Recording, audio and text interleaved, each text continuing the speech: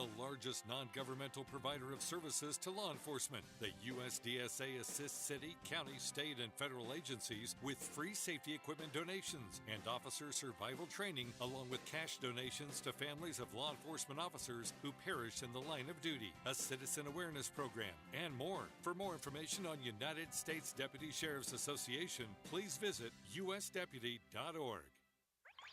Member-supported Jazz 90.1 proudly welcomes you to America's longest-running computer show, Sound Bytes. Call the show now at 966-JAZZ. That's 966-5299. Toll-free 800-790-0415 or soundbytes.org. Now, alongside Steve Ray and Dave Enright, here's Nick Francesco on member-supported Jazz 90.1. And good afternoon for another edition of Soundbites on July 22nd. We want to thank you folks for all tuning in to us. I'm Dave Enright. I'm Steve Ray. I'm Dennis Worster. And I'm Chris Horn. And as you can tell, we've got a full studio here of folks ready to take your questions and answers. Again, just to refresh your memory right at the top of the hour, our number here is 966-5299. Toll free 1-800-790-0415.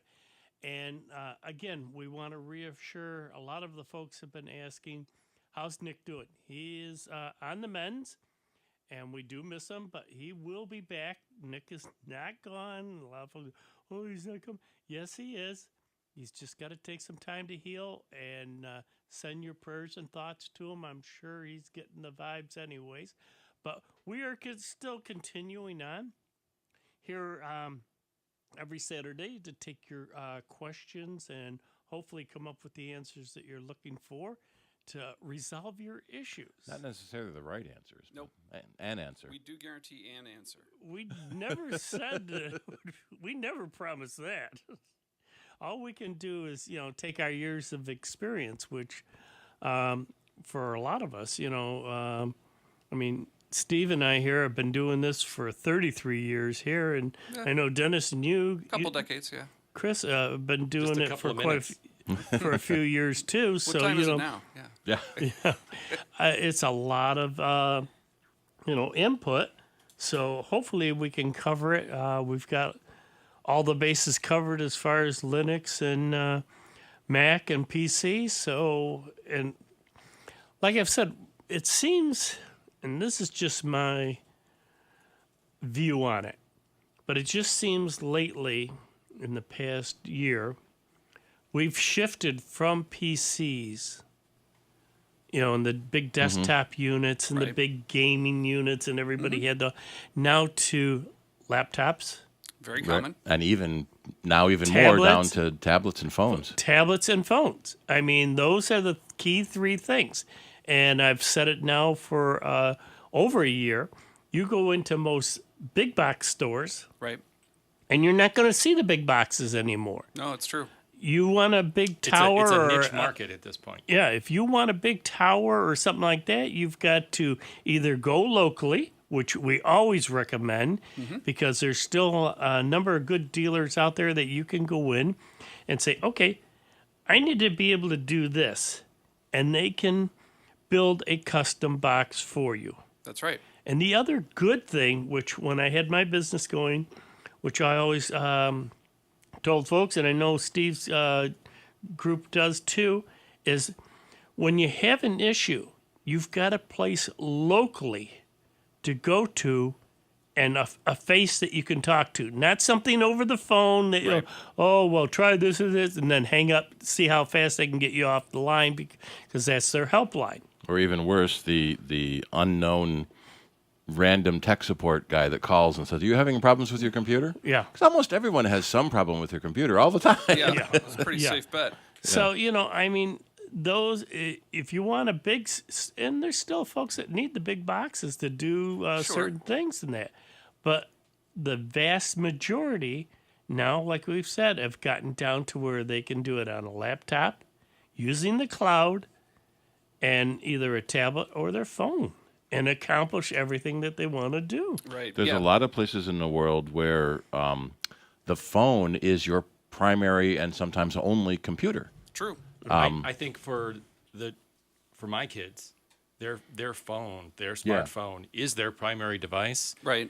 And Are they ever going to get an actual computer, in quotes? Because that is a computer in your hand. But they do, and they certainly use it. But the thing, like I personally hate typing a text message or an email on my phone. I'll do it, but I'm at least Not happy about 20 it. times faster on a real keyboard. Sure.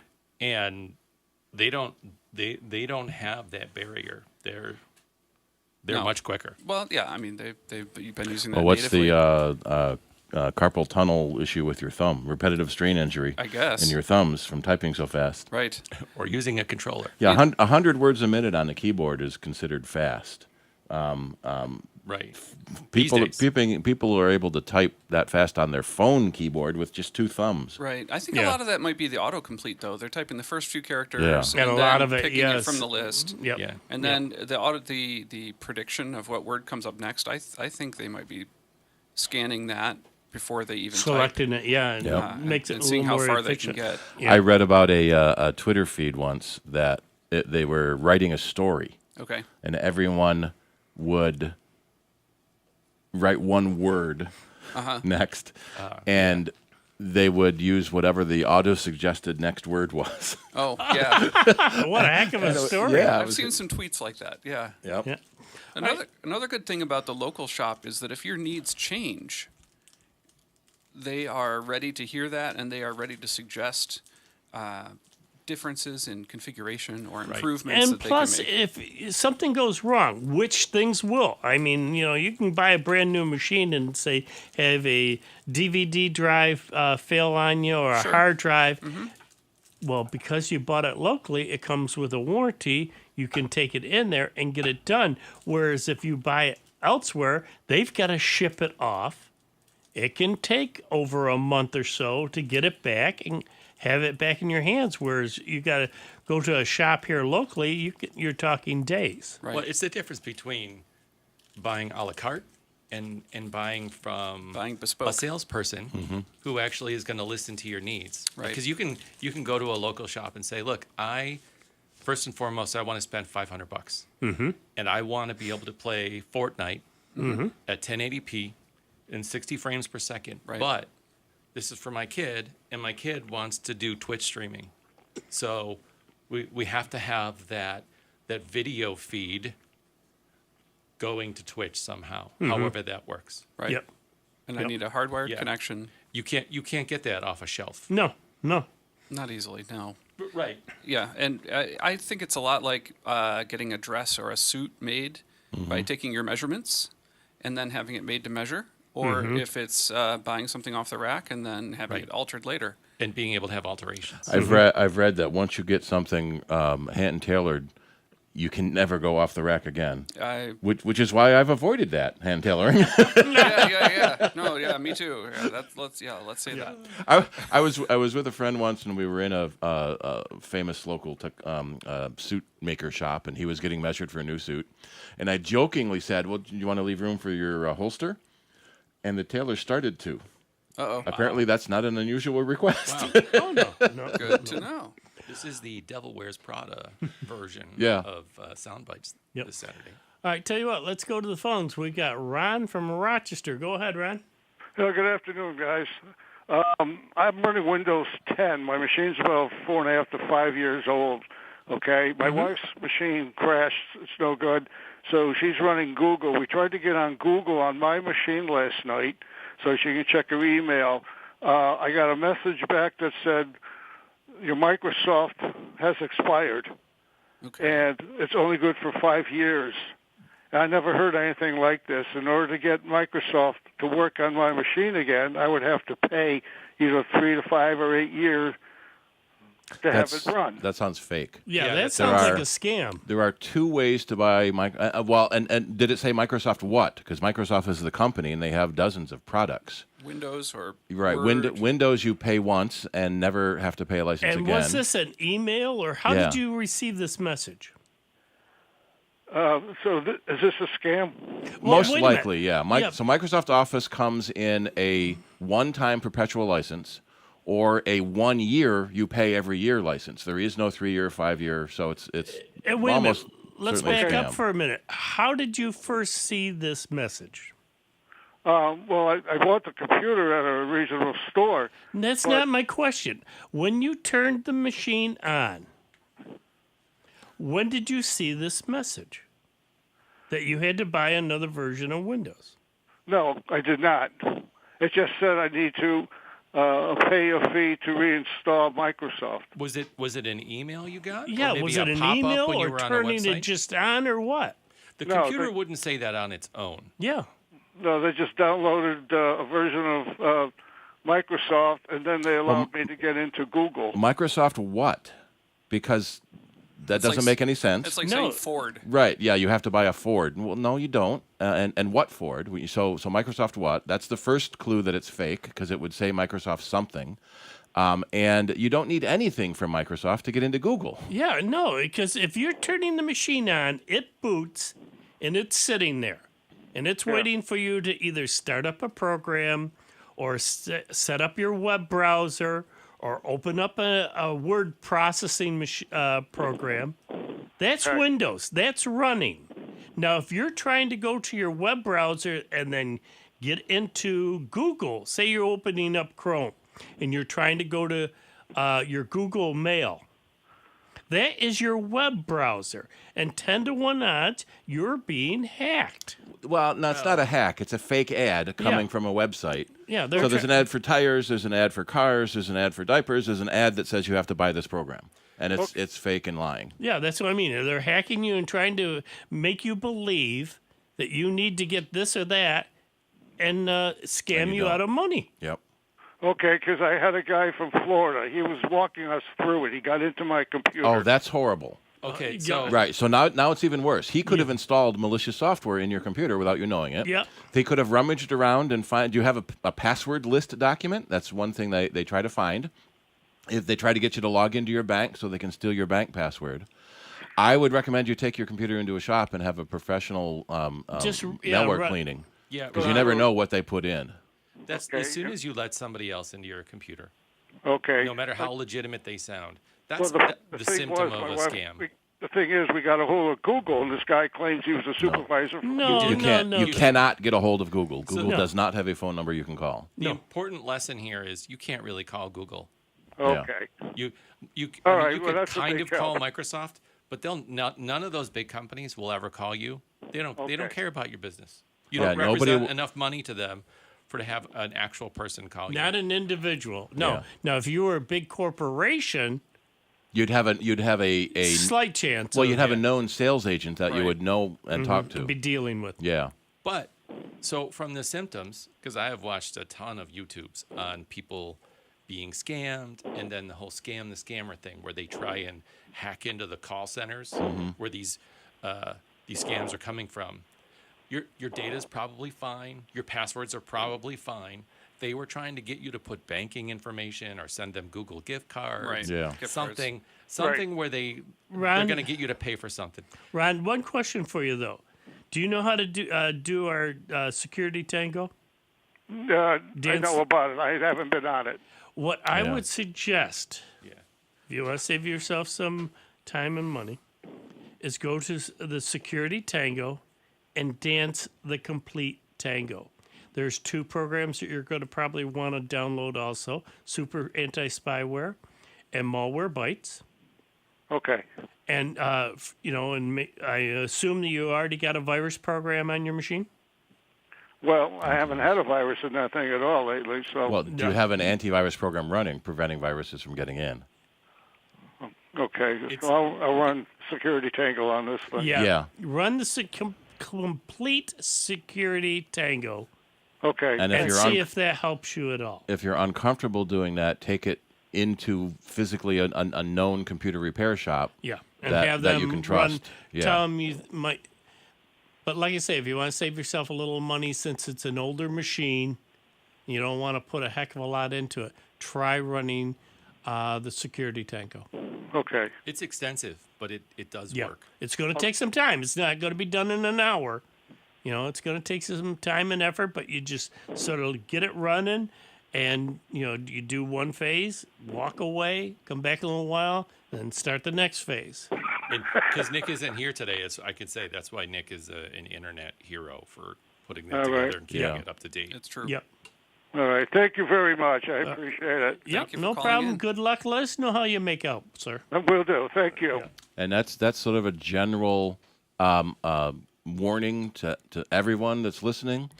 No company is ever going to call you and tell you have a problem. And any random message that pops up saying you have a problem is most likely fake. lying. Yeah. Especially if it doesn't come from the known notification center. Both Windows and Mac have an area where notifications come in. You have an email. So if it doesn't come from there, it's definitely fake. Well, but the that's- bad guys have figured out how to put fake notifications in the Yeah. real place No, it's- too. Well, that's why I was having a little problem there with him. He Yeah. wasn't quite understanding Yeah.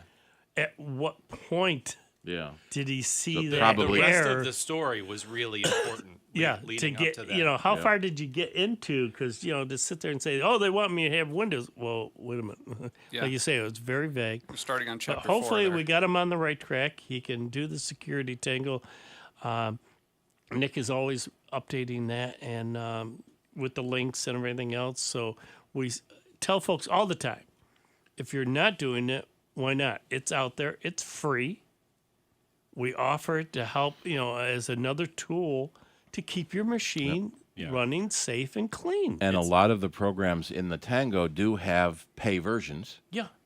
Typically, with the pay version, you get support from them if there's a problem, and it scans all the time instead of just when you want it to. Yep. There can be problems with things scanning all the time in the background if you don't have enough beefy enough computer. My advice is that you don't need to pay for Well, you can- security tools. Yeah. That what Microsoft does is perfectly good for the vast majority of people, as long as you don't click on the random bad links things or- or yep. listen to people that call you on the phone. And Microsoft Defender has an advantage that since it's from Microsoft, it's built directly into the OS, where all the third-party programs have to patch themselves into the kernel to get it to work right.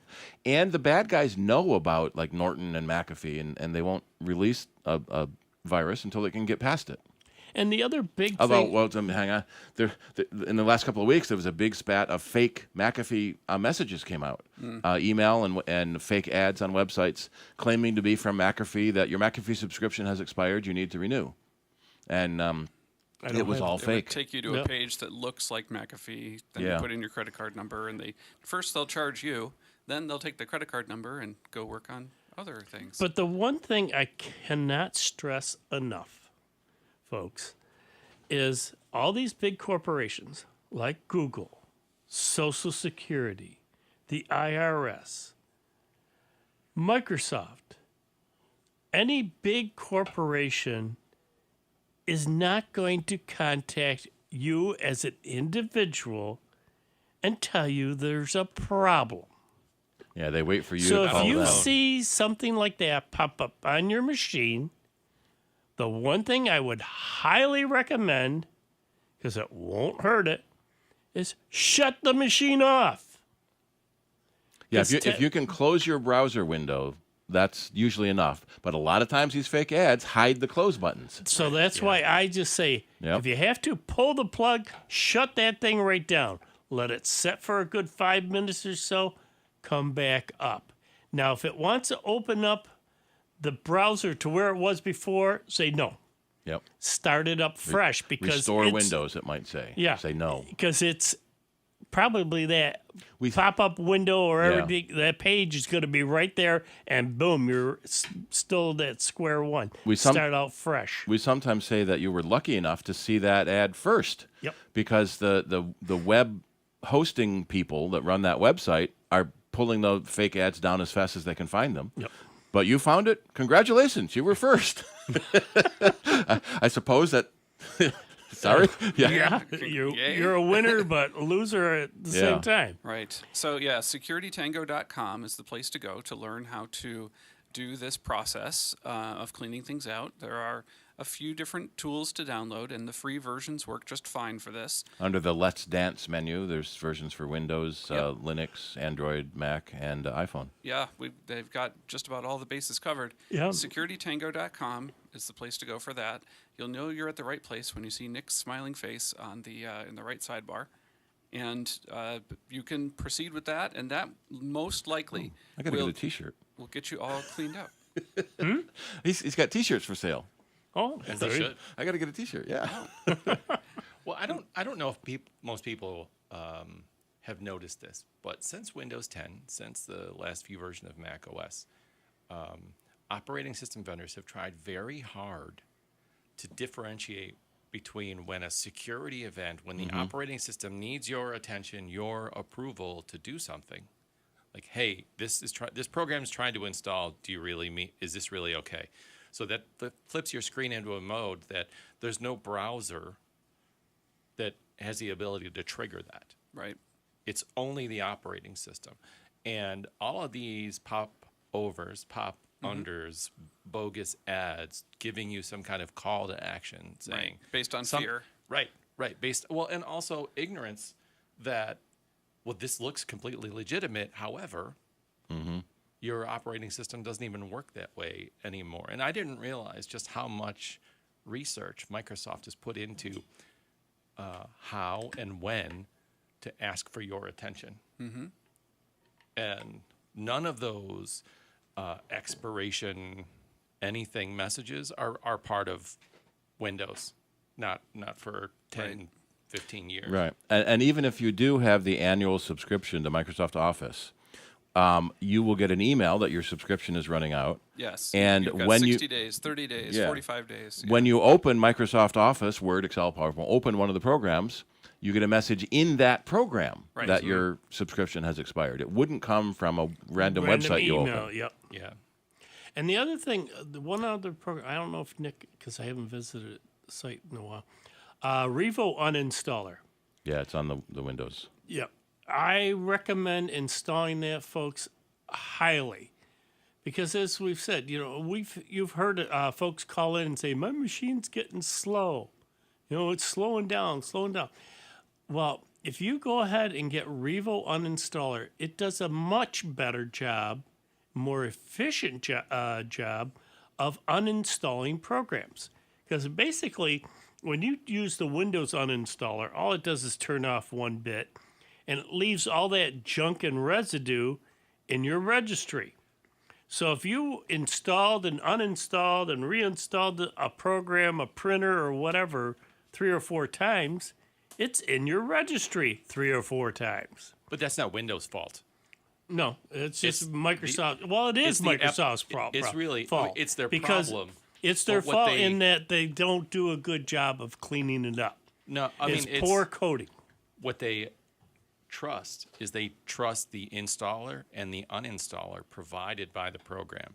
So if there's cruft left over, that's Microsoft saying, hey, you're responsible for cleaning up your own mess. And most programs never assume you want to uninstall them. In fact, a lot of times it's hard to find the uninstaller. Yeah. McAfee is terrible. Yeah. So because why would you want to uninstall our cool program you got? So that's why using Revo Uninstaller, it will go in there both into the file manager and into the registry and clean out all those remnants of any program that you want it to. And it keeps things running a lot smoother and a lot cleaner. Yep. And I'm so the registry at a time, which is a file that registers all your applications. Back in the 40 years ago when Windows came out, there were 10 applications available. Right. It probably seemed like a good idea. But now when you have hundreds and hundreds of applications out, and it's so easy to say, oh, that's cool, install. Oh, that's cool, install. Right. Makes a mess. Yeah.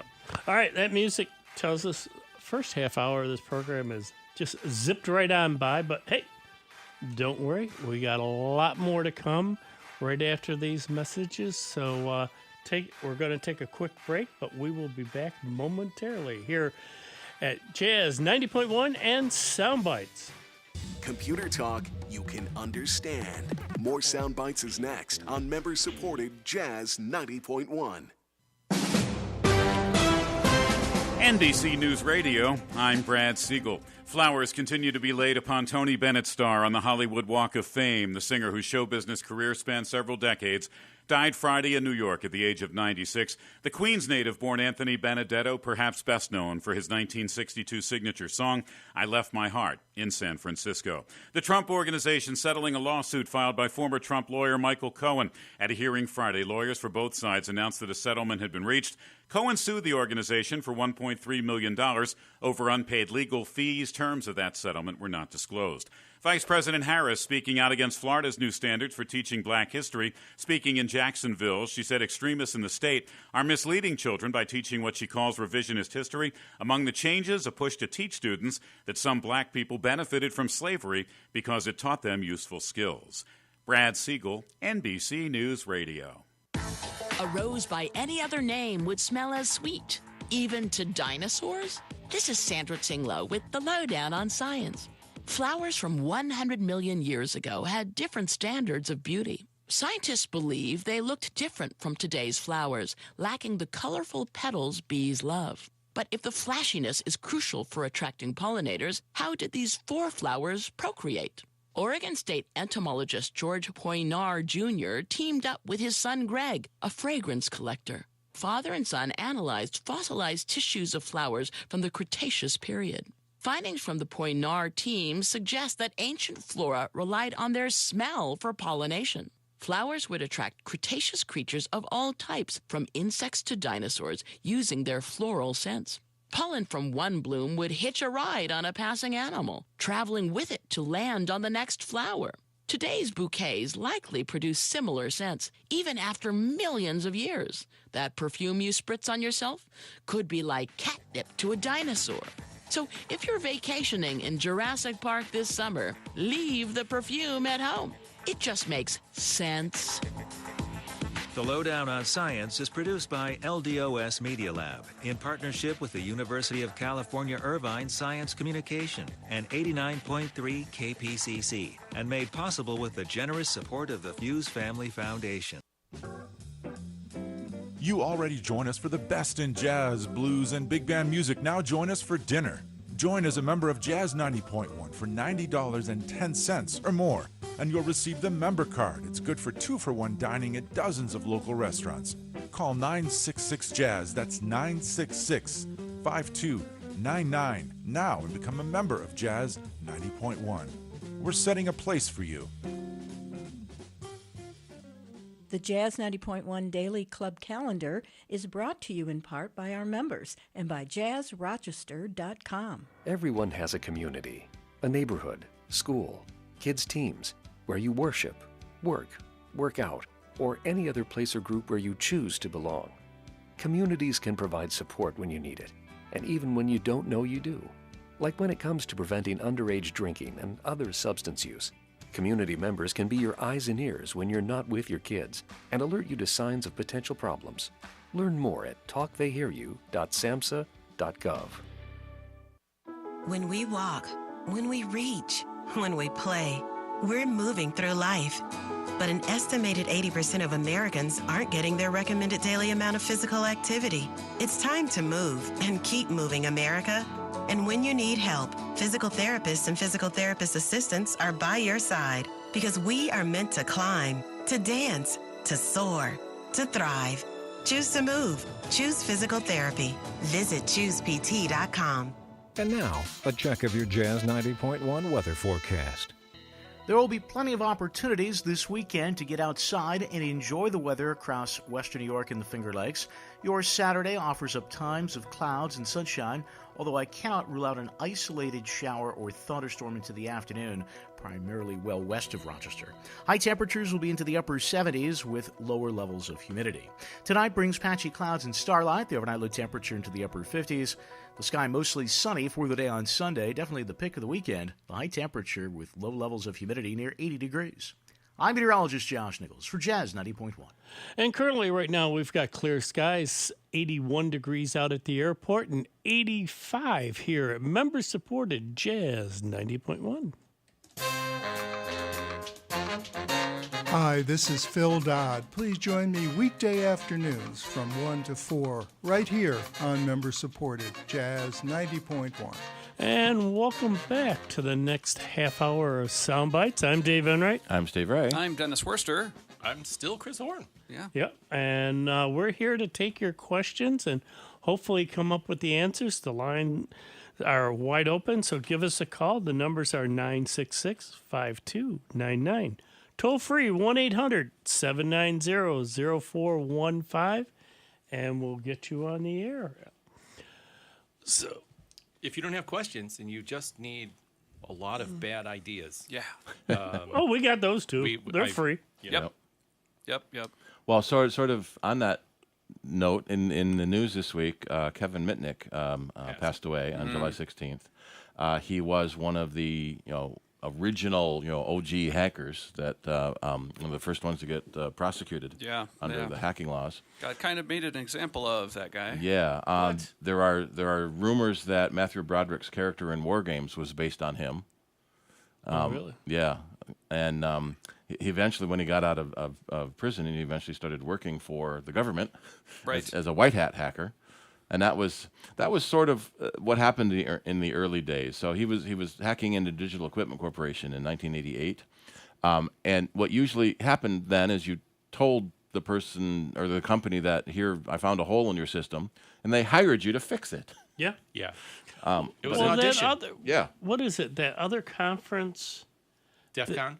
The hackers conference. Black Hat. Yeah, there's Black Hat and DEF CON are big ones, and in fact, that's where they caught him eventually, I think. That's where a lot of businesses like to go to now to find some of this upcoming talent to test their systems. They used to have a Spot the Fed contest, but the feds were too easy to spot. Yeah. A lot of times, though, big companies will put a bug bounty. Right, so that's what's happening more. I think that's really if you want to prove yourself by doing the job, that's the place to do it. Yeah, I mean, there are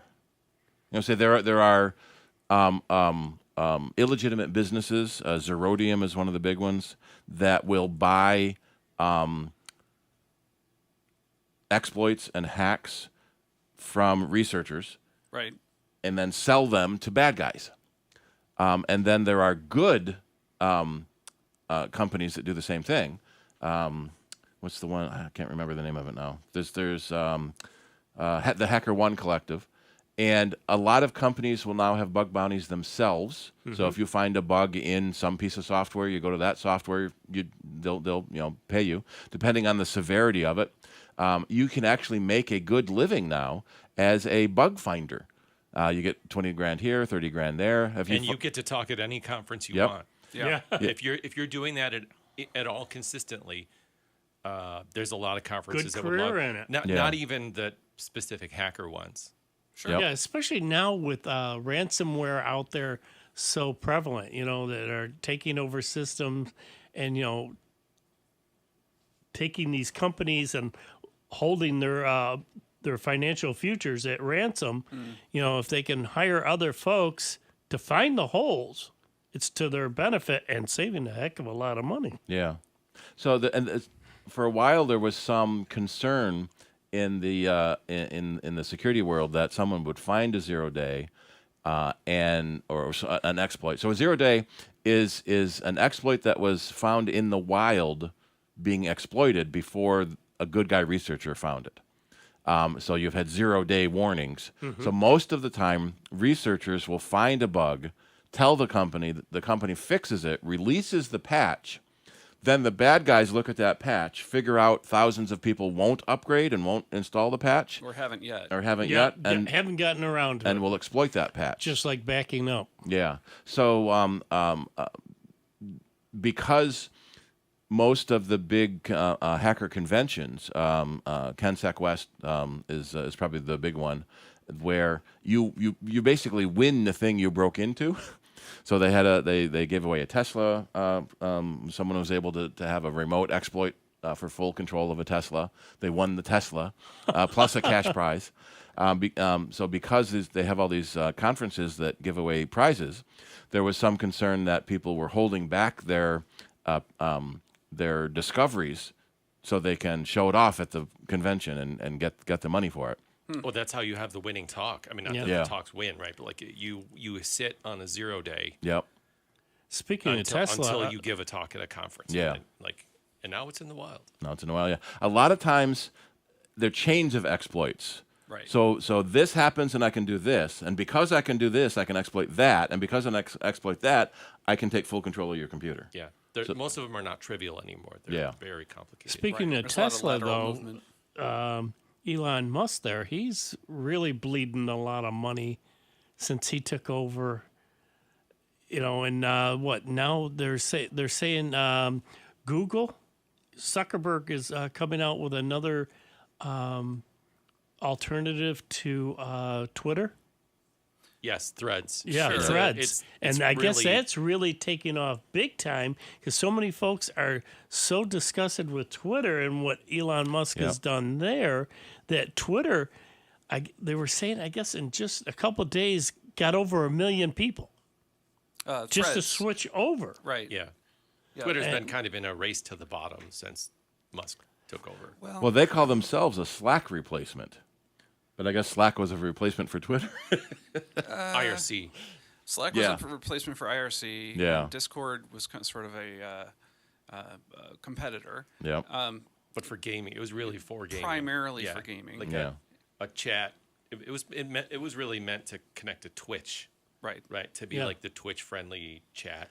But I guess this Threads is really catching on big time, and people are a lot happier with it. And like I say, Elon Musk, what did he originally pay? $20 billion? $40 billion. $40 billion? He may have overpaid for Twitter. Yeah. That's possible. And he's already lost, they said, over $20 billion. Well, and some of the latest ongoing news is that Twitter has not paid its Amazon and Google Cloud service bills. Right. Oops. And that's why they had those, what do they call that, rolling outages? Yeah, rolling outages. Like They're auctioning off the contents of their office buildings. There was a big office auction in January where you could get like $1,000 Aeon chair for $5. Where was this? At Twitter. That was in Twitter headquarters in San Francisco. Yeah, but there's another one coming up. I heard about. You'll be able to do it online. COVID created quite a bit of that too. Right. Yeah. I think Elon came in and had he wanted to be authoritative, and he wanted to have everybody know that he was the boss, and he made some very strong statements about what the future looked like. And I think a lot of the engineers that had remarkably marketable skills that lots of other companies would happily make use of said, yeah, I don't need to work under that regime. Yeah. I can go elsewhere. And they did. And I think a lot of the institutional knowledge about how to do things well or how to how to do some things, period, right? Yes, kind of went out the door. They laid off entire teams of people, so that there was a whole function required to run Twitter. That was all those people were now gone. Well, when he pulled that prank of coming in with the kitchen sink, a lot of folks turned around and said, "Yeah, we don't need this," and walked right on out the door and said, "We don't need this." He's got a sense of humor that I think he finds hilarious, but I don't know if he knows how to read the room very well. Is he not obviously a narcissist? Not when you're. I think he presents. He's been insulated.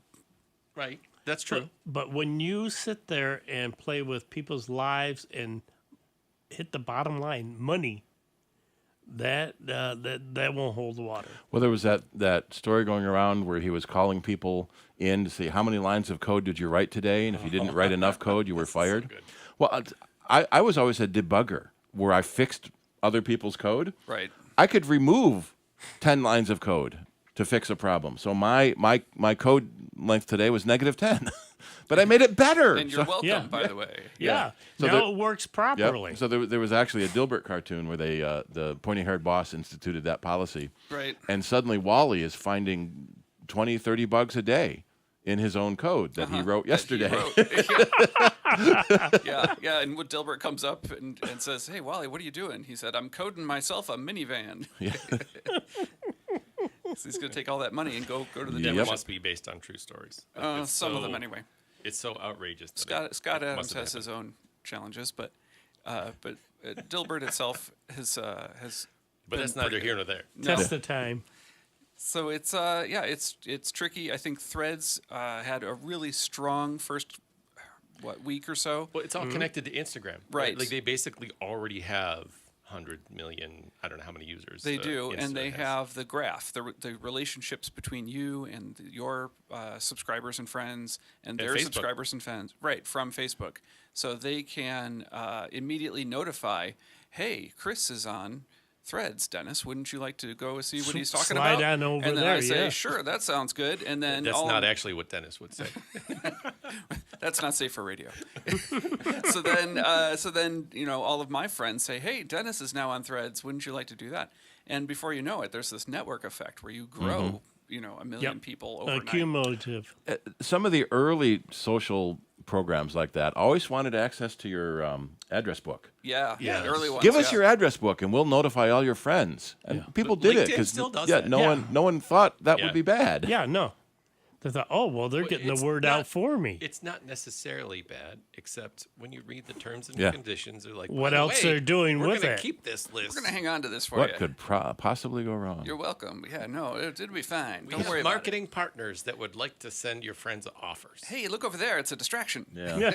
one of my favorite Dilberts is Dilbert is giving a presentation, and he said, "I found the root cause of all our problem. Okay. It's people. They're buggy." And pointy-haired boss turns to CEO and says, "Did you bring a pen?" You got to write it down. Yeah. People, yes, they're the problem. If it wasn't for people, we could get a lot of work done. Right. Or the pointy-haired boss, he says, "Oh, I'm going to dive in and help solve this problem." And he's getting ready to sit down, and he's going to roll up his sleeves, and then he turns to his secretary and says, "How do you work these buttons?" Yeah. on my shirt sleeves. I like the one where the boss asks the programmer, "How long will it take you to fix this?" And he said, "About 2 weeks." I said, "Well, how long would it take if I help?" "About 2 months." Yeah. Well, that's the pricing, the pricing sheet or pricing rubric for good advertising design. Yeah. If we design it, it's this Yep. much. Well, there was a whole book about that. It's so true though. Yeah. It's not even. It's tongue in cheek. If you help, it's more. Yeah. If you tried to do it yourself first, it's even more. Yeah, if I got to straighten out your mess, takes me another week just to straighten out your mess and then figure out what I want to do. Yep. Estimating software is tricky. The Mythical Man Month. Yep. It was a book that was written about. I think the joke was like 1975. Yeah, Can't it was 9 like women make a baby in 1 month. right. Something like that. No, some things take as long as they take, and some things are difficult to predict. The rest of that is if a woman takes 9 months to make a baby, well, then 9 women can make a baby in 1 month, right? We'll throw more people at it. Yeah. The Mythical Man Month was like 500 programmers trying to get it debugged before lunch. Yes. Well, that was always the trick, And this is while he was working on OS 360 that no one has heard of anymore. Right. Back in the day, It's a classic book. Yeah. And writing code was back at Kodak, making sure what we were hearing the client say that they wanted and getting it right as far as, putting it up onto a screen so it would handle this or that. Mm-hmm. And digging into some people's minds, because a lot of it they just took for granted. Well, yeah, I always do. You didn't tell us that when we were writing the code. It does affect. We got to know all the ins and outs and the different pieces to pull together to make the code work correctly. You have to ask the right questions, and you have to press for the right answers. Yeah, A lot of people are worried that AI is going to take over their jobs. In fact, the Writers Guild, the Screen Actors Guild, they're on strike now because they don't want AI to take over their jobs and not get paid for what they do. Also, they're getting ripped off. But but someone had commented about programmers are probably safe because AI requires that the client tell them exactly what they want. Right. Again, that the people, can't be done. Yeah. The people are people the are problem. buggy. Yeah. Yeah. Well, they did that AI in programmers are not safe. The recent Indiana Jones movie. At the very beginning of the new Indiana Jones the movie, de-aging. Yeah. They show a very young Harrison Ford. He's the Indiana Jones from the very first one. Well, we wouldn't have called that AI a couple of years ago. It's because Harrison Ford's been an actor for so long. There's lots of movies of his young face. I think he's almost 80. Yeah. Yeah. I think he's over 80 actually. And so you can composite all of those faces together and make a digital character. Well, In fact, that was was it The Running Man with Arnold Schwarzenegger? It Yeah. was the one big scene where he's killed on TV, and then they cut back to the producer in the studio, and they say, "All right, remove the map," and they take Arnold's face off of the body double. Yeah. So they were anticipating this was happening years ago. Right. But yeah, so it's so they did, and then all of a sudden it switches over to real time. Yep. And it's like, whoa. There's what a similar difference. stuff happening now in the audio world. There are tools where you can create a fake voice. Basically, you want someone to read your book. So a couple years ago, there was a book writers' strike on that too, because something like Audible, they tried to have computers read the books, and there was no tone, no inflection. It was just robotic. It's deadpan. And so the Voice Actors Guild sued Amazon. But now with the computing power we have, it's possible to have a much more high quality voice. It's still not quite perfect yet. Yeah. But you can have your own voice digitized. Yeah. So you can make up other sayings things that you never said, and that used to be in the old spy movies. You'd record someone on a tape recorder and then splice their words together. Right. Yeah. Well, The and Sneakers. My movie voice is my passport. The Sneakers as a movie Yep. holds up like it seems even more relevant. Yeah, the bones now. are there. Yep. Yeah. The Roger Ebert from the Yes. Chicago Sun-Times Yeah. had an illness where he had to have some operations done, and he was left with the inability to speak. And because he'd had so much time on camera doing Siskel and Ebert for years and years and years, there was a large amount of audio of him speaking that an AI tool could make use of. And they actually built a voice for him Yep. that he was able to continue typing because he was very good at typing, having written all the movie reviews for all those years. And it was able to speak. It was good, but it wasn't great. And again, I think that was maybe 15 years ago. It's been a little while. Yeah. But the tools have continued to improve. So now you can impersonate your favorite sports person or a actor, or you can, if somebody who's reading a commercial and they've got the script for the commercial and they flub a line or two, or they just aren't able to get it and they decide, or they rewrite the commercial. Maybe the terms of the offer changed or something. And instead of calling the person into the studio to record it again, they have the ability to rearrange these things. Resplice Yeah. it, And I think diff it this is what a lot of the voice actors and a lot of the other folks who record their voice for a living and do performances are concerned about. Yep. And so Ebert gave a TED talk in 2011. So in 2010 is when they he started coming out with his voice. computer voice. Yeah. So he gave a talk in 2011, and what's been now referred to as the Ebert test. Okay. For voice authenticity, like the Turing test to see if a computer is actually AI. Oh, I haven't heard of this. Yeah, the Ebert test is how real is this voice, and can you tell it's not the real person or not? Right.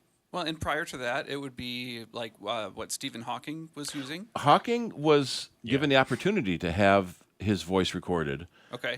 And he didn't want that. Oh. So he wanted the robotic voice. Interesting. And it's because that sort of became his That's his thing. Yeah. Yeah, that's what he's known for. You hear that robotic voice. It's part of his And identity. that's Stephen Hawking. Sure. It's part of his sense of authority. Yeah. Right. Intellectually. Yeah. Interesting. So I think I didn't there's know a about the lot of Ebert people that are watching these developments in AI. The generative AI is probably the most appropriate term, and saying, "Well, they got to stop this. They got to put some controls on it, or something." And I'd love to say that there's a way to do that, but I think because it's a global issue, right? It's just software. If it can happen, it's going to happen. Right. No, I think we're at a very interesting point in history to see this technology kind of accelerate so quickly. And I think it's accelerating faster than anything we've seen prior. Well, that's fairly common with technological advances, that it always outpaces the law. Yeah. Sure. There was a great sketch from Mitchell and Webb, who were the Mac and PC's commercial guys in England. England, yeah. And it was a presentation at a company that makes arrows. Okay. And they were showing off these new bronze arrowheads and how great they were. And the guy that chipped the flint was so mad that new technology was going to cost him his job, take his job. My father was a flint chipper. My grandfather was a flint chipper. We're going to be flint chippers forever. And then the guy that the Fletcher that put the feathers on the end of the arrow. Are you still going to need fletching? Oh yeah, we're still going to need that. Great, my job's safe. Right. So even now, no matter what the arrowhead is made of, there's still feathers at the other end. Yeah. Right. They may not be natural bird feathers anymore, but But I think our society is pretty used to these kinds of developments happening. It's this generative AI stuff which has come so far, and we're shocked. And there's so many movies about the Frankenstein complex. So many movies about bad computers, monsters taking over. That's sort of what we're expecting to happen. Right. Because it's happened. Yeah. Well, the thing of it is, it's happened over such a short time. Terminator. Yes. You think about it. I mean, average people, the PC, the big honker of a box, average people, wound up getting them in the early 80s. So it's only been around 40 years, say, 40-ish years, that we've gone from a monochrome screen and just, floppy drives, 5 1/4 floppy drives, to where now, the graphics on the machines are unbelievable. You can't see pixels anymore. Yeah. I mean, it's unbelievable in such a short amount of time. And what's interesting is this happens in so many industries that aren't necessarily what we would consider technological. Yeah. When the shopping cart was invented, somebody put wheels on a basket. No one would accept the shopping cart. It was too crazy. So stores hired models to walk around their store putting items in a shopping cart to get people used to it. Amazing. When credit cards first came out, no one would use them. They didn't trust it because it wasn't cash in your hand. When ATMs came out, no one would trust them because it wasn't the teller. Yep. So it's funny because people, it all boils down to people don't want change. Change can be good, change can be bad. Just don't change. Well, it's the same with self-checkouts. Yeah. You see a lot of folks, pros and cons. Well, you're eliminating jobs, but people want to get in and out of a store get out faster, quickly. yeah. Anytime you're increasing someone's uncertainty about something, Yep. you're causing them to reevaluate what they believe to be true, what the advantages and disadvantages are, who has the upper hand and over who else, and that it creates a atmosphere of fear, and it's unpleasant to have to think An about uncertainty. FUD. Yeah, fear, uncertainty, doubt. Yeah. Right. Well, and that boils into, that dovetails with the call that we got, where people are hearing things that are very surprising and potentially dangerous, And we're programmed to trust people and obey signs. Right. So when a sign pops up and says call this number and pay us money, they do. All of the words on this ad are legitimate. Yep. The meaning is clear. My call to action, the need where, if this is true, I need to take action, is very, very clear. I remember seeing an episode of Dragnet. That was 60s? Yeah. Where someone put a sign outside a bank saying, night deposit broken, put your money here. And they did. And that was, 50, 60 years ago now. People and they're still doing it. Yep. Yeah. Yep. All right. That music takes us down to the 1 hour gone, folks. And we encourage you folks to stay tuned. Come back after a short bio break and get some liquid refreshments, because we still have another full hour. 60 minutes of more of Sound Bytes to take your questions. Again, the numbers are 966-5299, toll free 1-800-790-0415. But hey, it'll go by fast, so quick, go get that break, and we will be back in just a few minutes with more Sound Bytes here at Jazz 90.1. Online 24 hours a day, 7 days a week at soundbytes.org. More with Nick Francesco, Dave Enright, and Steve Ray next on member-supported Jazz 90.1. WGMC Greece Rochester, a public service of the Greece Central School District, Jazz 90.1. Online at jazz901.org. NBC News Radio, I'm Dina Kodiak. There's no let-up in the brutal heat wave gripping the U.S. Daytime temperatures in Phoenix, Arizona have topped 110 degrees for the entire month of July, setting a new record. Over 2,000 heat records have been broken across the southern U.S. from California to Florida since the first heat advisories were posted in early June. Forecasters warn the heat dome is expanding in Texas and in the Southwest, and triple digits could drag well into next week and beyond. The start date for former President Trump's trial in his classified documents case is set for next year. Michael Kastner reports. Judge Eileen Cannon has scheduled the trial to begin May 20th, 2024. Trump is facing more than 36 federal charges related to his handling of classified documents. He pleaded not guilty to all counts last month. Flowers continue to be laid upon Tony Bennett's star on the Hollywood Walk of Fame. The singer, whose show business career spanned decades, died Friday in New York at the age of 96. Dina Kodiak, NBC News Radio. Jazz 90.1 and the Greece Central School District have again come together to help students in need as they head back to the classroom in September. This year, it's about health and wellness, and we're working to supply as many students as possible with reusable water bottles for the new school year. Reusable bottles that are new in the package and not opened can be dropped off to our studios between the hours of 9 a.m. and 5 p.m. Monday through Friday, or you can order them right off our Amazon wish list on our website. Please do what you can to help our young scholars as they head back to school in the fall. Now, you can explore Rochester and surrounding areas with a member card as your guide. When you make a gift of $90.10 or more, we'll send you a Jazz 90.1 member card. Then enjoy savings at hundreds of restaurants and attractions near you. So what are you waiting for? Call and become the newest member of Jazz 90.1 today. 966-5299 or online at jazz901.org. Here's another I Love New York travel tip. Want to beat the heat this summer? Take your family to one of New York State's newly expanded museums. In the greater Niagara region, the AKG Art Museum in Buffalo has undergone a $230 million expansion that includes a new Hallmark building, a sky bridge, a new courtyard, and more. In the Finger Lakes, Rochester's Strong National Museum of Play just completed a 10-year expansion project that's added 90,000 square feet, which will include the World Video Game Hall of Fame and the world's largest playable Donkey Kong arcade machine. And New York City's Museum of Natural History has completed the stunning $465 million Richard Gilder Center for Science. Designed to look like a canyon, it features new exhibition galleries and one-of-a-kind experiences, including an insectarium, butterfly vivarium, floor-to-ceiling collection displays, and more. To learn more about these and other museums in New York State, visit the I Love New York website at iloveny.com. It's easy to love New York. I've been driving trucks for a long time. Safety is my #1 priority. I know that my truck has huge blind spots.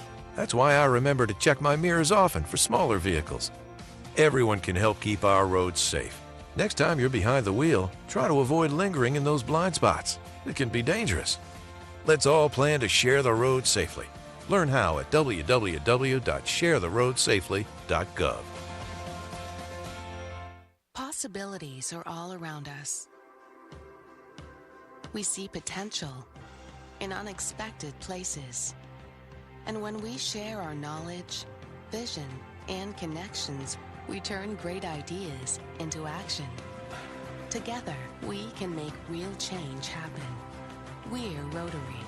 We are people of action. Get involved today at rotary.org/action. What if the music stopped? If the familiar voices were silenced? If there were no breaking news updates? What if your companion and connection to your community came with a monthly fee?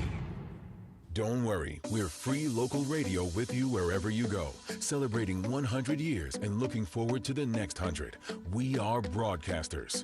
Text radio to 52886 and let Congress know you depend on your local TV and radio stations. This message furnished by the National Association of Broadcasters. You can enjoy great music like this every week on Big Band Friday. Soundbites continues next on member-supported Jazz 90.1. Welcome back to America's longest-running computer show, Soundbites, on member-supported Jazz 90.1. Get online now. Call 966-JAZZ. That's 966-5299. Toll-free 800-790-0415. Or submit your question by email at soundbites.org. Once again, here's Nick Francesco, Dave Enright, and Steve Ray on member-supported Jazz 90.1. And welcome back to the second hour of Soundbites. I'm Dave Enright. I'm Steve Ray. I'm Dennis Worster. And according to my doctor, I'm Chris Horn. Yep. And we have a full studio here, folks, so the lines are open.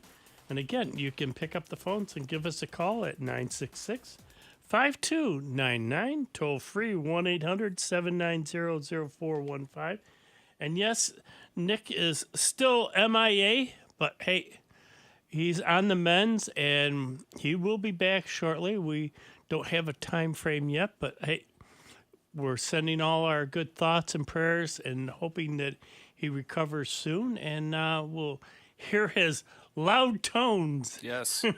As he opens up most of the shows, as you folks well know, over the past 33 years and have become accustomed to. I've got that isolated. We can feed it into the board.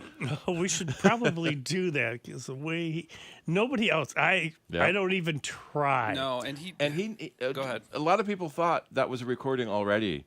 Or that he was reading from script. Right, because he's a professional actor for 20 years. Yep. In one of his lives. And I know one thing I can say for certain, because I saw it, he looks good in a dress. He's got good gams. I actually saw him in a play that he wore a dress. And it was a great play. We had a lot of fun. I'm going to need picture evidence. Yeah, I don't know. It might not have happened. Oh, yeah. But if anybody could do it, Nick could do it. Oh, he did? Yeah. And he'd look stunning doing it. No, good guy. He speaks in all capital letters, that guy. Yeah. Well, like I say, he'd always say, well, I've got great gams. Whatever it takes. Yep. But we do have confirmation that he is breathing and is alive. Mm-hmm. Yeah, he's... So please fear not. You can take our word for it. Yeah, you reminded us that there's 33 years of our voices on the air that someone could put together a generative AI. All right, so that means we can make some AIs to take questions and we can go on vacation? Yeah. Yeah, really. It would be interesting to try a show where with huge pauses. Virtual Nick. I wasn't gonna say virtual Nick, but for Chat GPT.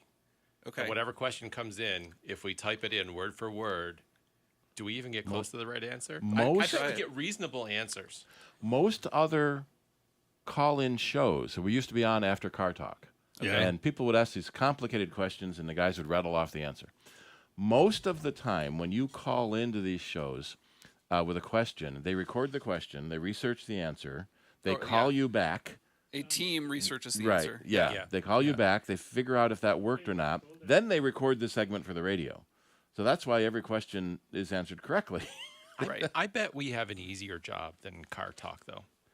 Because what do you think? Why? Car technology. Yeah.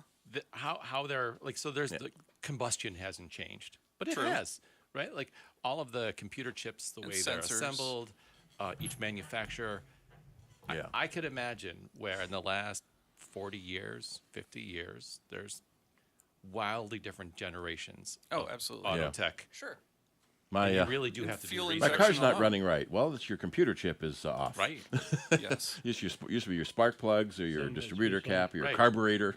Right. Where a lot of computer stuff is, okay, what did you click on and what did you do before you clicked on it? Mm-hmm. All right, let's go back to the phones, and we got Mark from Greece. Go ahead, Mark. Good afternoon, Mr. and Mrs. America, and all the tips in the PC. There it is. No, Thank you for that. you're not even close, Mark.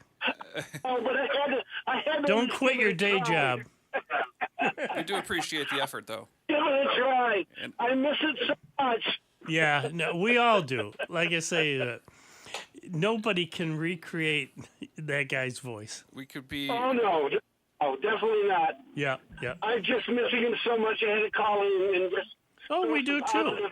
Like I say, the three of us, way, so that he can get back and we can hear those dulcet tones. Yep. Okay, guys. All right. Thanks for calling in. Something's going on with his I phone. think you might have been driving. Yeah. Don't try to drive and talk at the same time. We don't want to get you in an accident, over especially first. trying to pull a Nick impression. Yeah. Your Honor, That's you see, not there's this guy, easy. Nick Francesco. Yeah. I was on the radio, see? It went like this.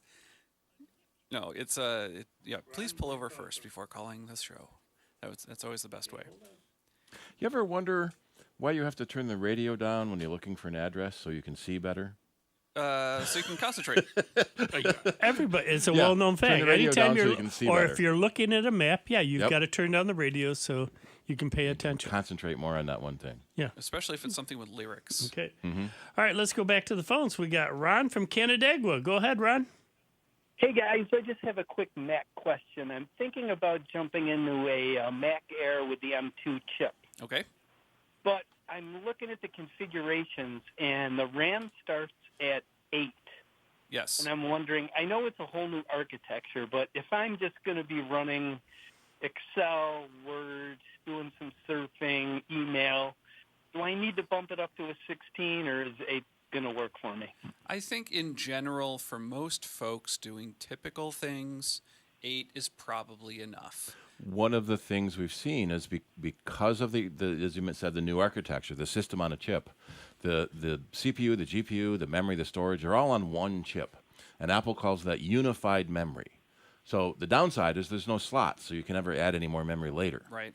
But the upside is since it's physically on the same chip, it's really, really, really fast. Doesn't it compress RAM? A little bit.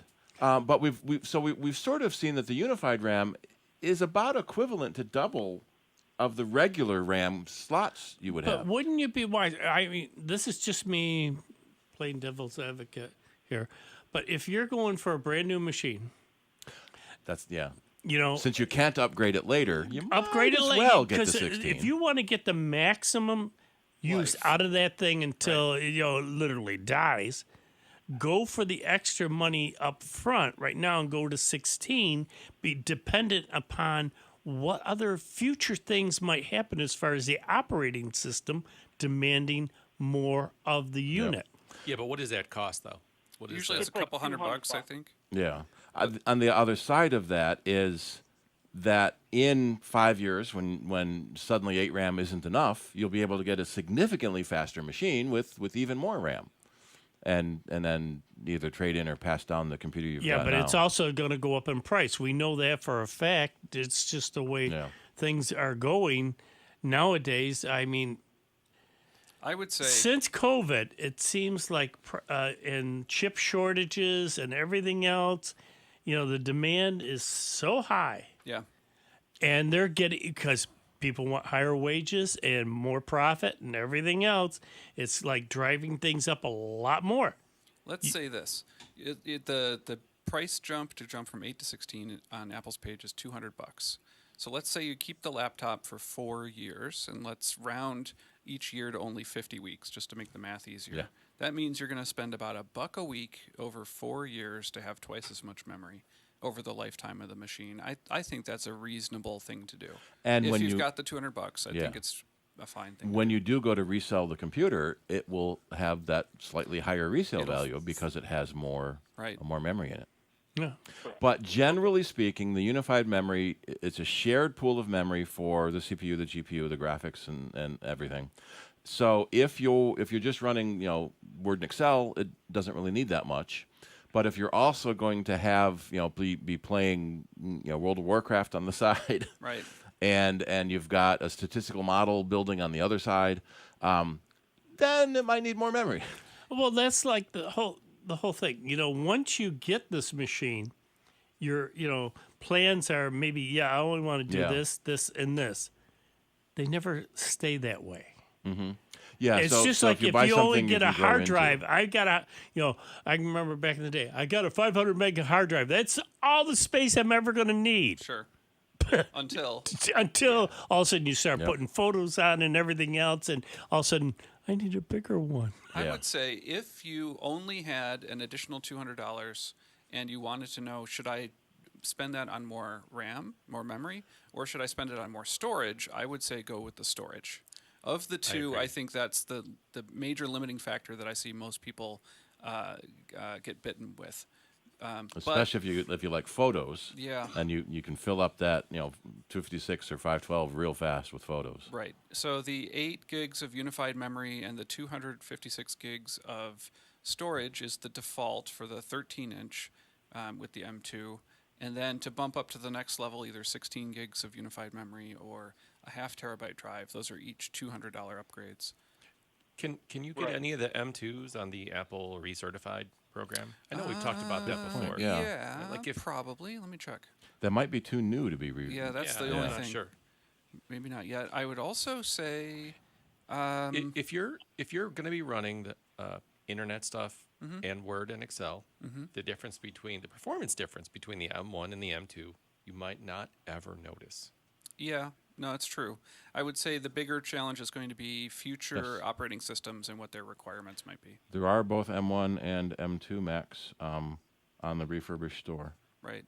And refurbished can be a good way to go because you still get the full warranty that Apple has, and it's still possible to add the extended warranty to refurbish things too. So it can be a good way to go. The problem with refurbished is it means someone bought it and returned it. For a reason. For a reason. Was that reason I needed the bigger model? Was that reason I had so many problems with it, I hated it and returned it? Theoretically, part of it. Ruined it. I ruined it, yeah. This is a new motherboard. Apple's refurbishment fixes any problems with it, and you can get that full 1-year warranty. But they do testing Yeah. on these things, so I think it's reasonable to buy them. And I've recommended refurbished anytime. Especially if you're trying to stretch the dollar a little bit. The problem with the refurbished is you have to buy them in the configurations that they happen to have on that, air quotes, shelf. You can't custom order it. It's kind of like buying a used car. You can only buy the cars that are on the lot that are used. You can't buy custom built. Custom built. You have to do that. Really buy a new car right now. No, it's different All conversation. Right. So I guess I'm gonna take your advice and I'm gonna upgrade to 16 megabyte and I'll probably go with a terabyte of memory, and that's the configuration I'll roll with. I think that is going to be. I think you're going to be quite happy with that. I would love that machine. Down the road, resell, you'll get it back. Sure, lots of options. Okay, gentlemen. Thank you so much. Have a great afternoon. You too. No problem. Yep. So when I got my M1, Yeah. I went through the same decisions, and I ended up with the 16 RAM, but only 512 storage. Okay. Because I'm running a multi-camera photo shoot here, a video stream here. Every week. I need more working memory space. Sure. Yeah. But I don't need as much disk storage Because I don't keep all of the old shows. Yeah. Right. Throw it up to the cloud. Well, and this is one of the ways you can customize a machine, admittedly, at the time you buy it. And those of us who have been around for a while remember the ability to expand and grow the capabilities of a machine over time, even after purchase. What a concept. It wasn't as everything was modular. Right. It wasn't as common in the Mac world as it was in the PC world to get like a generic, just a motherboard and put whatever video card, network card, Ethernet, RAM storage. Right. Apple had pre-built bundles. Generally, you look at any model, there's 3 versions of it: good, better, best. Right. Is how they sort of have marketed it. Yeah, because they start with that. Yeah. And then you can dial in specifically what you need for specifics. If you need the middle version, but you need more storage than the middle option provides, that's always available to you. One of the interesting things they've done in the last couple of years is it used to be Apple's product line, the less expensive models were the lower end, slower, less everything. Right. And if you wanted speed and big, you needed to spend more money. And I always got mad at a Microsoft commercial where someone wanted to buy a 17-inch Mac for under $1,000. Well, the 17-inch Mac is the high end with the fastest processor, and that was $3,000. $3,000, yeah. Yeah. So now they just released the 15-inch MacBook Air. So the MacBook Air is technically the entry-level position, but that M2 is such a fast processor. So you can get a big screen at the low end of the market, starting at $12.99. And they did the same thing at the high end. The 14-inch and the 16-inch are both basically the same computer inside. You can decide if you want the less price of a 14-inch or the bigger screen on the 16-inch. Sure. Which, in addition to costing a little more, was quite a bit heavier. Yes, it's true. That's why I went with 14-inch. So no longer do you have to get a high-end, expensive computer to get the best stuff in it. You can get a low-end computer and have the bigger stuff. Have the 15-inch MacBook Air, the Mac Mini with the M1 Pro. Yeah, that's a ridiculously powerful computer for around $1,000. Yeah, no, it's been very impressive. At work, we've been pulling out some of the 2013 Mac Pros, the ones that were short and cylindrical, and got the nickname the trash can because they sort of looked like a very small version of a trash can. You might see it in an office or at a mall. And what we found was even the lowest end Mac Mini now completely outperforms it. So it has lived its useful life, and now I think one of them will find its way to our shelf in our office, our wall of fame of various Macs. But it's incredible to see with the M series what the performance gains have been. And with the laptops, it's been a tremendous gain in performance and not a tremendous requirement to have lots of battery power to run it. They're tremendously efficient. The performance per watt is just through the ceiling. It's really a breakthrough. I'm looking forward to seeing how the competition answers this and what happens next, because it's starting to get exciting again, the same way that processors were growing and growing and growing in the 90s, and you'd go from 25 to 33 to 50 to 66 to 75 to 100 megahertz, and that was a huge deal to break the 100 megahertz barrier. Yeah. One of the reasons the Mac chips are so fast is that Apple is designing them specifically for what they need them to do. And in the Intel world, Intel's making generic chips that do lots of different things. So we're starting to see now Intel is working on their own system on a chips, and other companies. There's a lot of rumors that Microsoft is going to start designing their own chips. I think that's announced. Has it been? Yeah. I think that Windows for ARM chips with Microsoft design chips is announced. It's public. And that will also help Windows on Mac because Macs are based on ARM too. I think the security posture, the ability for Windows to defend against bad things once Microsoft is making its own hardware is going to be much, much, much better. Yeah, that's always been an advantage in the Mac world, is that Apple makes the hardware and the software. And we're in the PC world, you've got thousands of vendors making millions of products. Yep. Dave, you always had that story about, we went to the PC Magazine editor's choice of motherboard, video card, Ethernet. Nothing worked together. Yeah, no, you had to pick and choose, and you had to pair them just right to make them work together. Another reason to go local. Yep. Right. Yeah, get somebody who does that 8 times a week, not one time every 6 years.